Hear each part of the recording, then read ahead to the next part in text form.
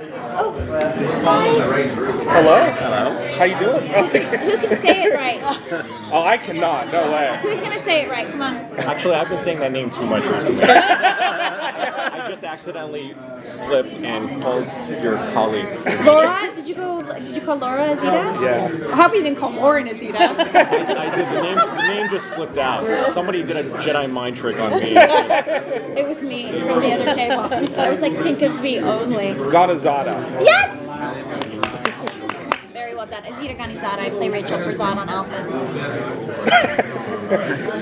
Here we go.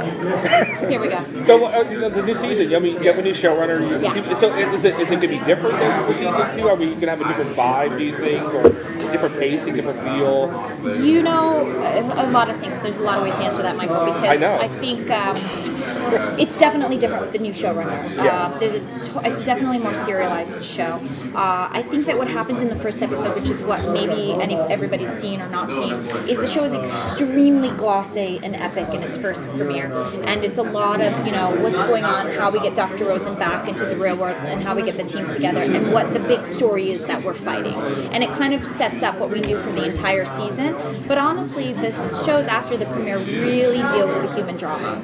They really kind of deal with what we deal with as superhumans with these disabilities, or I guess abilities that kind of make us feel awkward or socially out of place and whatnot. And you kind of see them come around it in this different way. The show has been different. We've had really cool guest stars, really cool Office of the Week, really interesting abilities, really sweet people coming in to play them, like Sean Astin and Lauren Hawley, who's not an alpha, but definitely is a very fantastic character, and Summer Glau again. So, yeah, it's definitely different. I hear the episodes are a bit sharper and a bit tighter this year, so we'll see. Rachel goes on some fun journeys. She gets a boyfriend. Oh, Yay, hey. That's awesome.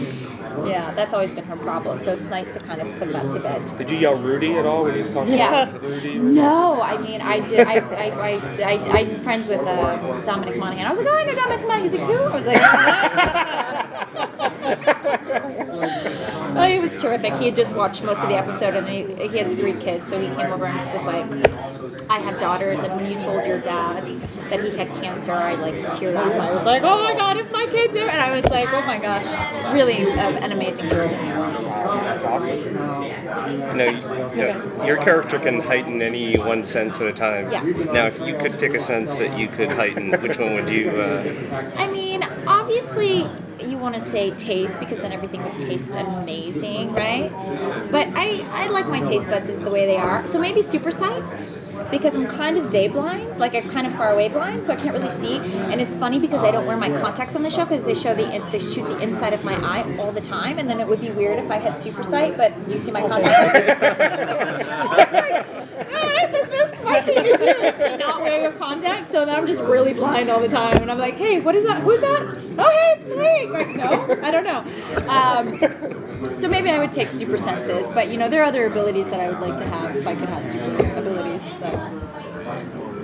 As the show continues on, you get all these other characters on, and they keep coming up with different abilities and stuff like that. Have you other abilities that you've seen? You go, that would be. Not other abilities. The other abilities that really come into play have been a bit dangerous. And the way that they're utilized are dangerous and a bit scary. And that's kind of wild. Somebody has kindness. Somebody created something that. There's an episode where there's an alpha that they can kind of like, and I don't know how much I'm giving away, but their blood samples, essentially, if somebody drinks their blood or eats their blood, you develop like a Kevlar skin, right?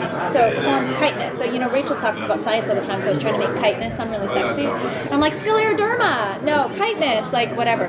But that was really cool that you could like do this, and then you would be essentially indestructible. Dangerous. Because it's like, it's like a drug. Like, what do people do with that when they become indestructible? It's like somebody doing drugs and thinking that they can, jump off a building and then realizing that they can't.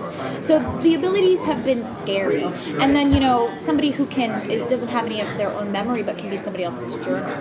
That's been really cool. You kind of see the way they kind of build the science. And of course, they take liberties with the science. It's not going to be dead on the nose, like based on, it's not going to be completely real. But that stuff's been really cool to see how they come up with that stuff.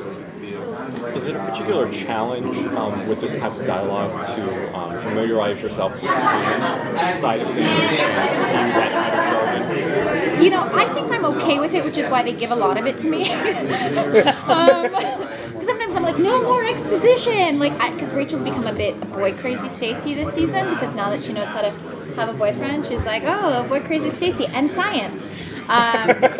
So I try to get around it by making it as fun and interesting to her as possible, and I think there's some elements to the science that are really fascinating. Like, I was watching this TED thing about a cockroach being disabled and being made into a beatbox. You know, like, did you see that, where you can like send these neurotransmitters the way the brain works? So stuff like that is really exciting, and being able to explain it to an audience kind of excites me.